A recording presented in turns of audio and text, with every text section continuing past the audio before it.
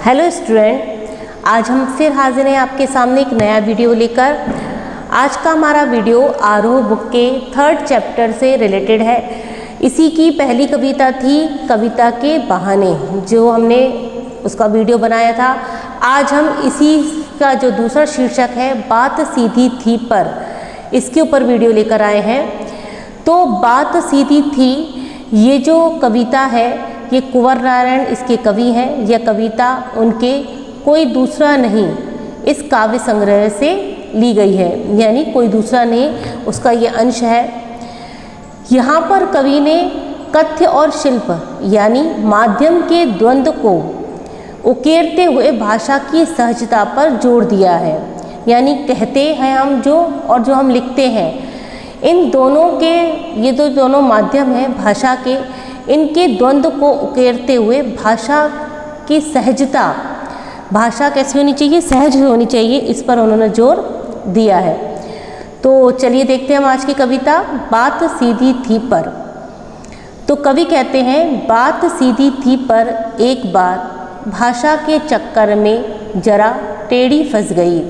यानी कवि कहते हैं बात तो सीधी थी, लेकिन भाषा के चक्कर में पड़कर जरा टेढ़ी हो गई। उसे सुलझा पाने की कोशिश कवि ने बहुत की, लेकिन वह उलझती चली गई। यानी बात भाषा के चक्कर में पड़कर कैसी हो गई, टेढ़ी हो गई।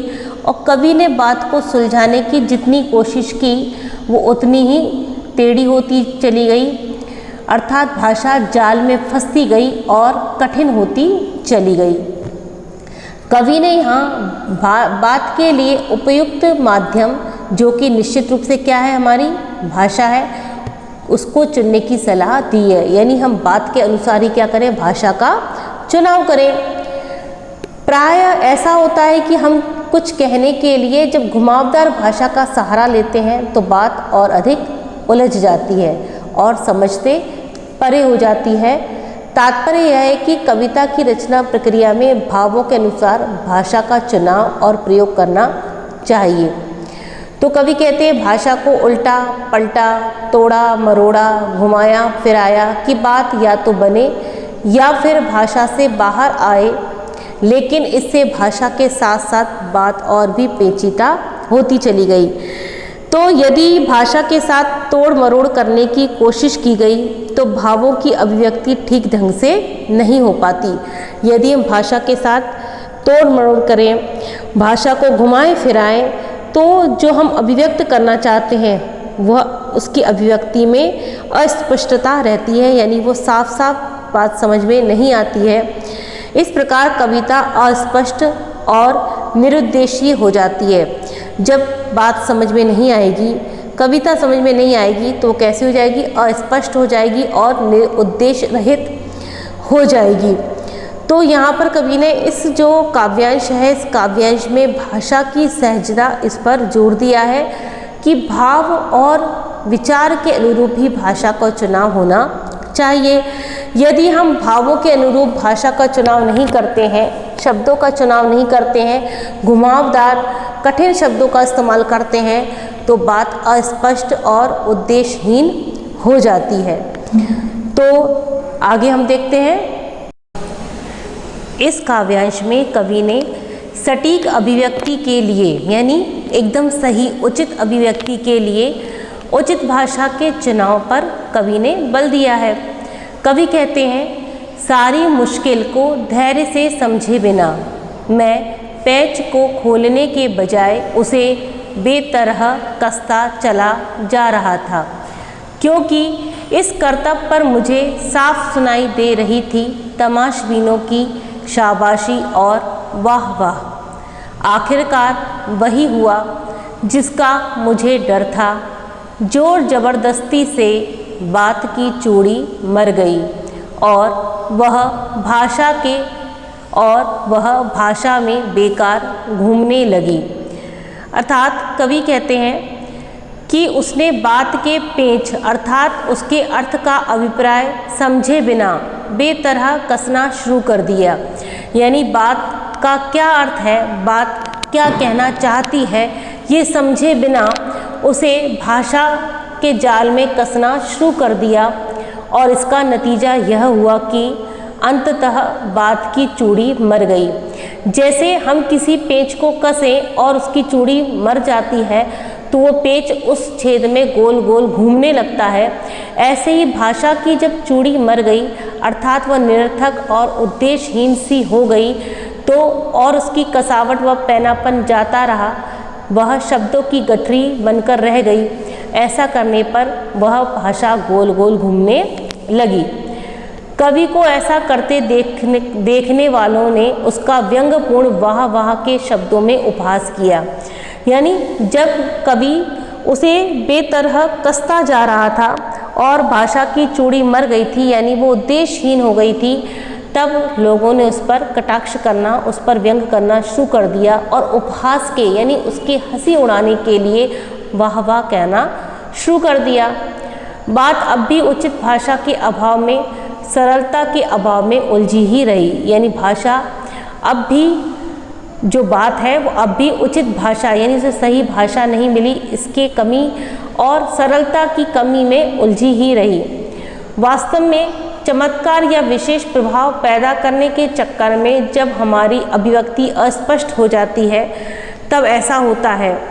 यानी जब हम अपनी बात को सुंदर तरीके से व्यक्त करने या उसमें चमत्कार लाने के लिए घुमावदार भाषा का या जटिल भाषा का प्रयोग करते हैं तब हम जो कहना चाहते हैं, हम जो अभिव्यक्त करना चाहते हैं उस अभिव्यक्ति में अस्पष्टता आ जाती है और भाषा दुरूहता से चमत्कार उत्पन्न होना एक भ्रम है। यानी भाषा को कठिन करके उसमें चमत्कार उत्पन्न कर देना ये एक प्रकार का भ्रम है, बल्कि इसके कारण बात कैसी हो जाती है, प्रभावहीन ज़्यादा हो जाती है। सहज शब्दावली के द्वारा भावों की अभिव्यक्ति अधिक सुगमता से होती है। यानी यदि हम सरल भाषा का चुनाव करें, सरल भाषा को अपनाएं तो भावों की अभिव्यक्ति बहुत अच्छी तरह से होती है और सहजता में दृढ़ता एवं स्थायित्व की अभिव्यक्ति भी होती है। यानी जब हम भाषा का चुनाव गलत कर लेते हैं, कठिन भाषा का, घुमावदार भाषा का प्रयोग कर लेते हैं, तब हमारी बात अस्पष्ट और उद्देश्यहीन हो जाती है। और जब हम उसे भाषा में ही घुमाते रहते हैं, शब्दों के जाल में फंसाते रहते हैं, तो भाषा अस्पष्ट और उद्देश्यहीन हो जाती है और इस तरह जो सुनने वाले और देखने वाले लोग हैं वो हमारा व्यंग करते हैं, उपहास उड़ाते हैं और भाषा की जो चूड़ी है, बात की जो चूड़ी है वो मर जाती है और बात जो है भाषा में बेकार घूमने लगती है। यहाँ कवि ने भाषा सहज है लेकिन सहज होते हुए बिंब प्रधान है। कवि ने पेच की तरह बेतरह कसने की बात और चूड़ी मर जाने की बात में बिंबात्मक प्रयोग द्वारा कविता के लिए जटिल और न समझ आने वाली भाषा के चुनने के परिणाम को अत्यंत प्रभावशाली ढंग से समझाया है। जोर जबरदस्ती जैसे प्रचलित उर्दू शब्दों का भी प्रयोग कवि ने यहाँ पर किया है। तमाशबीन एवं करतब शब्दों में व्यंग का भाव छिपा हुआ है।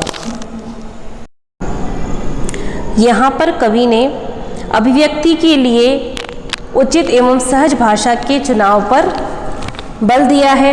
यदि अभिव्यक्ति के लिए उचित और सहज भाषा का चुनाव नहीं किया जाता तो उसका क्या परिणाम होता है, ये यहाँ पर इस काव्यांश में कवि ने स्पष्ट किया है।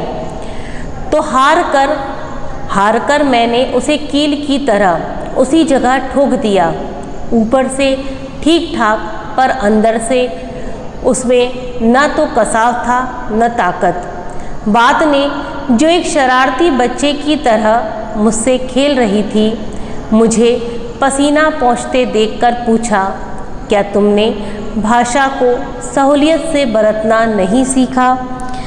यानी कवि कहते हैं अपनी उलझी हुई बात पेच रूपी पेच को उसने हार कर कील की तरह जहाँ थी वहीं ठोक दिया, अर्थात उसे स्थायी कर दिया।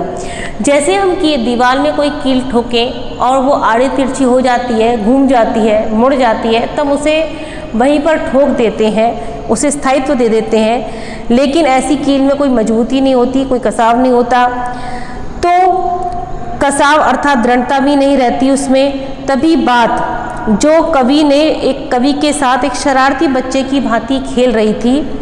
जब कवि परेशान हो चुका है और उसे पसीना पहुँचते हुए देखकर कवि ने को पसीना पहुँचते हुए देखकर भाषा अपनी सहूलियत यानी भाषा को उचित और सरल प्रयोग करने के संबंध में उसने चेताया है। यानी जब कवि हार गया, भाषा जो बात है भाषा में उलझकर रह गई, तो कवि ने उसे वहीं पर छोड़ दिया, स्थायित्व दे दिया।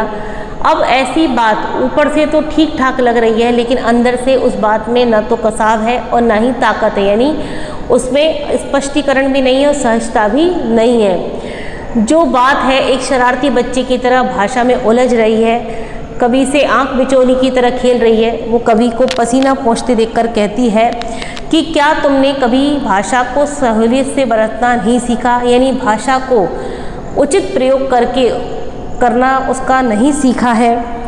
वास्तव में यहाँ कविता के लिए सहज, सरल एवं संप्रेषणीय भाषा के चुनाव का आग्रह किया गया है।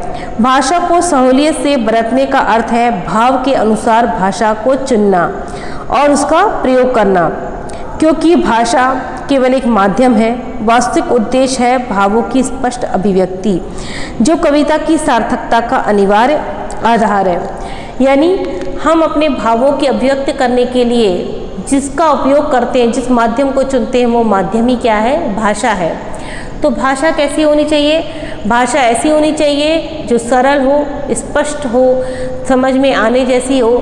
कभी कभी बात को स्पष्ट करने के लिए, बात को समझाने के लिए कवि या लेखक घुमावदार शब्दों का या कठिन भाषा का उपयोग करते हैं, तो उससे उनकी अभिव्यक्ति में कठिनता आती है।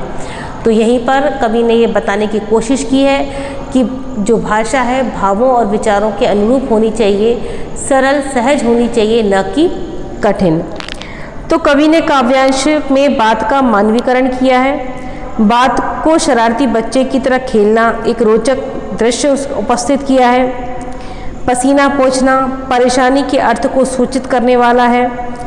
कील की तरह ठोकना में उपमा अलंकार है। बात के लिए कील की उपमा तथा जबरदस्ती के लिए ठोकना अत्यंत सार्थक प्रयोग है। भाषा को सहूलियत से बरतना कहकर कवि ने कविता के लिए सहज एवं सुग्राह भाषा अपनाने पर बल दिया है। तो ये था हमारा आज का वीडियो, बात सीधी थी पर इस कविता पर आधारित। आशा है आपको आज का वीडियो समझ में आया होगा। यदि समझ में आया हो तो इसे लाइक और सब्सक्राइब करें। जय हिंद।